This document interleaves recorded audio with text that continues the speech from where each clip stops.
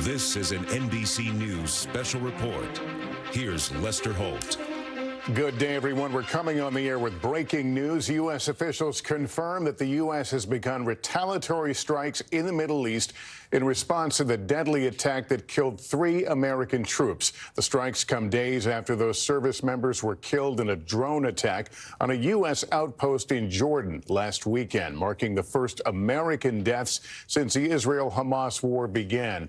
Dozens of other troops were also injured in the attack as well. Today's news also comes hours after President Biden performed one of the most solemn duties of the presidency today, attending the dignified transfer of the fallen troops at Dover Air Force Base, honoring them before they are laid to rest.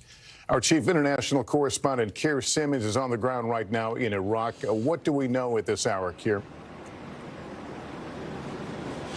Well, Lester, U.S. officials telling NBC News that retaliatory strikes have begun against Iranian-backed militias in Iraq and Syria.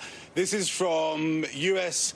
government sources. It's not an official announcement by the U.S. government, as I understand it, as I speak to you right now, Lester. We did have, though, news, I guess about 30 minutes ago, that there was something happening in eastern Syria, along the border, near the border with Iraq, a place called Mayadin, which is part of a strip that we know includes encampments for Iranian-backed militias, and also in that same area, a well-known Iranian base, frankly, run by the Iranians. So whether that is connected to what we are hearing now from these U.S. government sources, hard to tell.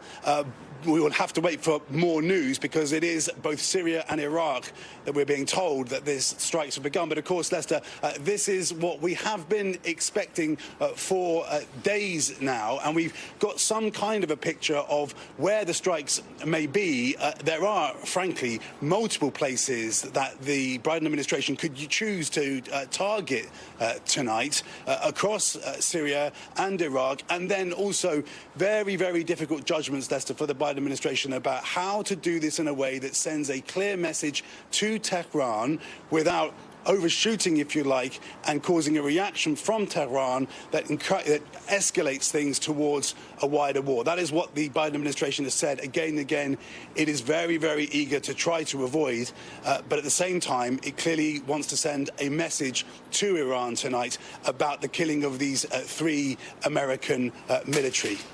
Thanks for watching. Stay updated about breaking news and top stories on the NBC News app, or follow us on social media.